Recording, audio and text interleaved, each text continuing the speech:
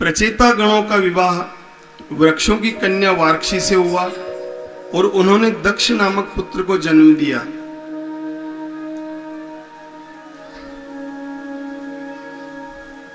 दक्ष ने तपस्या करके अश्विन कन्या से विवाह किया और 10,000 पुत्रों को जन्म दिया। परंतु नारद जी ने उन्हें उल्टे सीधे प्रश्नों में उलझाकर सन्यासी बना दिया। बंधुओं, दक्ष को बड़ा क्रोध आया। दक्ष के 1000 पुत्र फिर हुए। नारद जी ने उन्हें भी सन्यासी बना दिया। दक्ष को गुस्सा आया और गुस्सा आकर नारद जी को श्राप दे डाला। दक्ष ने कहा, अरे नारद, तूने मेरे नन्हे नन्हे बच्चों को, जिन्होंने अभी दुनिया भी ना देखी, तूने उन्हें बाबा बैरागी बना दिया। जा, मेरा श्राप है कि तेरा पैर एक जगह कभी नहीं टिकेगा, तू जगत में ऐसे ही घूमता रहेगा। नारद जी चुपचाप मौन होकर वहां से चले दिए, जवाब नहीं दिया। सोचने लगे कि संतों का तो एक जगह टिकना गलत भी है, श्राप अच्छा है भैया कि एक जगह हम टिकेंगे ही नहीं। परंतु नारद जी की इस विनम्रता से दक्ष बड़े प्रसन्न हुए। अब की बार दक्ष ने 60 कन्याओं को जन्म दिया और दक्ष की इन्हीं 60 कन्याओं से संसार का विस्तार हुआ। बंधु, 60 में से 13 कश्यप जी को ब्याही गई। दिति, अदिति, दनु, काष्ठा, सुरसा, इला, ताम्रवती, कद्रु, विनीता आदि सब ये कश्यप जी की पत्नियां हैं। 27 चंद्रमा को ब्याही गई। अश्विनी, भरणी, कृतिका, रोहिणी। हम 27 नक्षत्र कहते हैं ना, 27 नक्षत्र चंद्रमा की पत्नियां हैं। राजा दक्ष की और अश्विन की पुत्रियां हैं। कश्यप जी की दिति नामक पत्नी से दैत्यों का जन्म हुआ।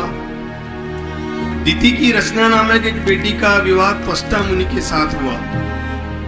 इनके 2 बेटे हुए, विश्वरूप और सन्निवेश। सुखदेव जी कहते हैं, परीक्षित, विश्वरूप इतना ब्रह्मज्ञानी था कि वो एक बार देवताओं का भी पुरोहित बना।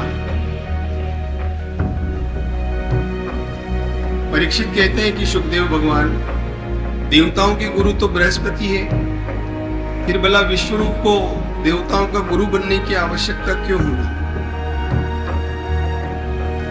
सुखदेव जी कहते हैं, परीक्षित, एक बार इंद्र का दरबार लगा हुआ था।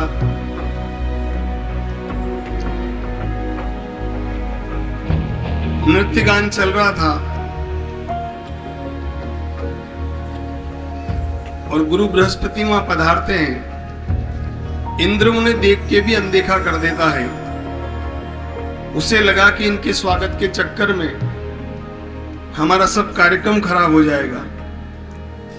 गुरुजी समझ गए कि चेला मुंह घुमा रहा है। गुरुजी नाराज होकर अंतर ध्यान हो गए। इंद्र ने सब जगह ढूंढा मगर गुरुजी का कोई पता नहीं चला। ब्रह्मा जी के पास गए, कहने लगे कि पितामह, गुरु बृहस्पति हमसे रुष्ट होकर कहीं चले गए हैं। ब्रह्मा जी ने कहा, कोई बात नहीं, जब तक वो नहीं आते तब तक तुम विश्वरूप से अपना काम चलाओ। विश्वरूप देवताओं के गुरु बन गए बंधुओं। और विश्वरूप ने नारायण कवच का सर्वप्रथम उपदेश दिया।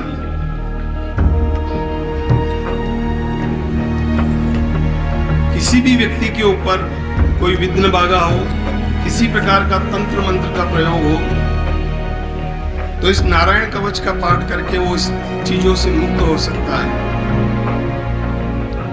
विश्वरूप ने देवताओं की शक्ति बढ़ाने के लिए बड़ा भारी यज्ञ करवाया। जोर जोर से नाम लेकर देवताओं की आहुति देता और धीरे से राक्षसों की आहुति भी डाल देता, क्योंकि राक्षस उसके मामा थे।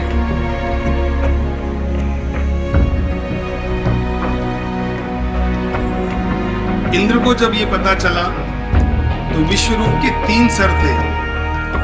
तलवार निकाली और तीनों ही सर काट दिए।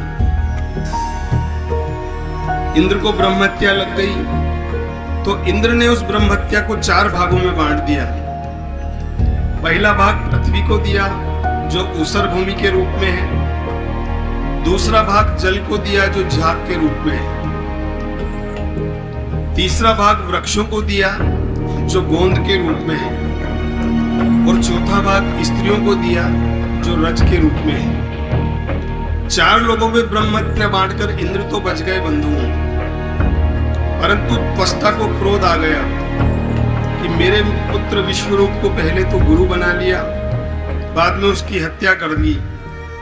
इंद्र को मारने की भावना से बड़ा भारी यज्ञ किया और यज्ञ में कामना ये थी कि इंद्र को मारने वाला पुत्र चाहिए, परंतु मंत्रोच्चार में ये गलती हुई तो इंद्र से मरने वाला पुत्र पैदा हो गया बंधु। वृत्तासुर राक्षस पैदा हुआ, बहुत बलशाली, बहुत ताकतवर। वृत्तासुर का भीम का शरीर देखकर सारे देवता घबरा गए, कहने लगे कि अब क्या करें। भगवान के पास गए, भगवान ने कहा भैया वृत्तासुर का वध केवल दधीचि ऋषि की हड्डियों से बने हुए वज्र से ही संभव है। अब दधीचि ऋषि तो जीवित है, उनकी हड्डियां कैसे लाएं? देवता सब दधीचि ऋषि के पास पहुंचे, हाथ जोड़कर प्रणाम किया। दधीचि ऋषि ने आने का कारण पूछा तो देवता चापलूसी करने लगे, कहने लगे कि महाराज आप जैसे संतों का तो जीवन ही परमार्थ के लिए होता है।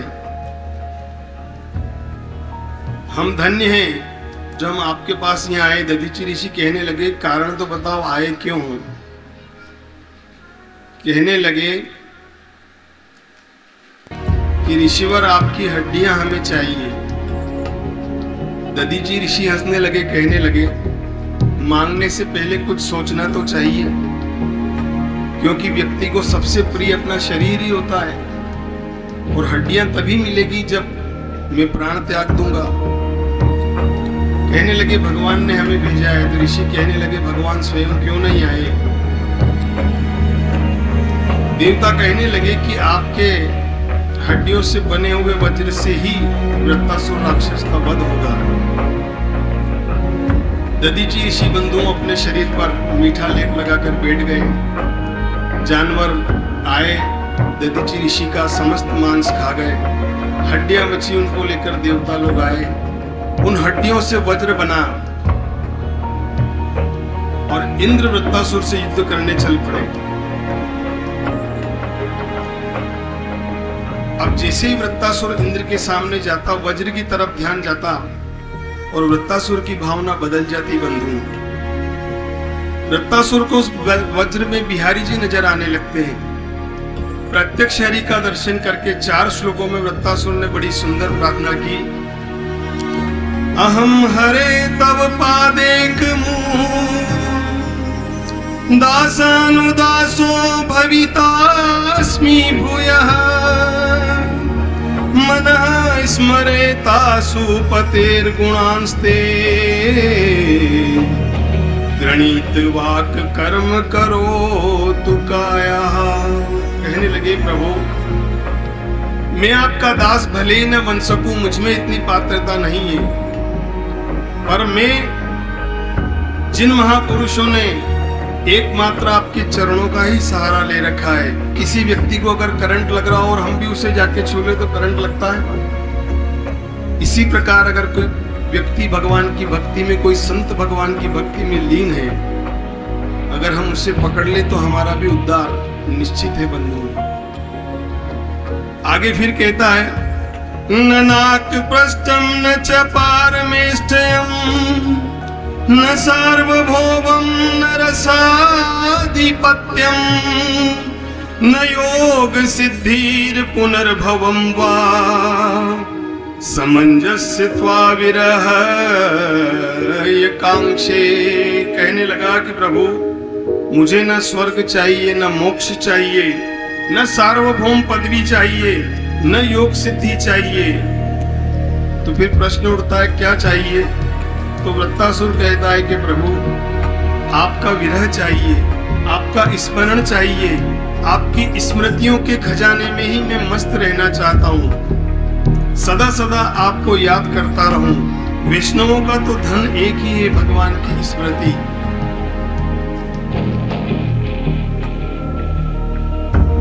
इंद्र बड़ा प्रसन्न हुआ।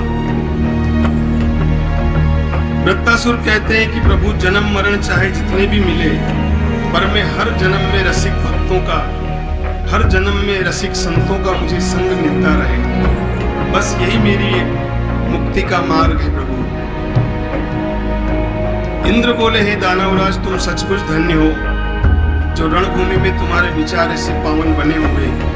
तभी वृत्तासुर ने हुंकार भरी कि इंद्र युद्ध कर युद्ध, और झपट के इंद्र पर पड़े, हाथ से वज्र छूट गया बंधु। वृत्तासुर ने कहा, इंद्र वज्र उठा लो, क्योंकि मैं जानता हूं मेरी मृत्यु इसी से होगी। इंद्र बड़े लज्जित हुए, वज्र उठाया और दौड़कर वृत्तासुर की दोनों भुजाएं काट डाली। इस बार वृत्तासुर ने मुंह फाड़ा और भागकर इंद्र को निगल लिया बंधु। देवताओं में हाहाकार मच गया, परंतु इंद्र के हाथ में दधीचि ऋषि की हड्डियों से बना हुआ वज्र था। अंदर पेट में ही इंद्र वृत्तासुर का पेट फाड़ता रहा। 1 वर्ष के बाद इंद्र वृत्तासुर के पेट को फाड़कर बाहर निकले। बोल वृंदावन बिहारी लाल की। बाद में सुखदेव जी ने परीक्षित को वृत्तासुर के पूर्व जन्म का वृत्तांत सुनाया।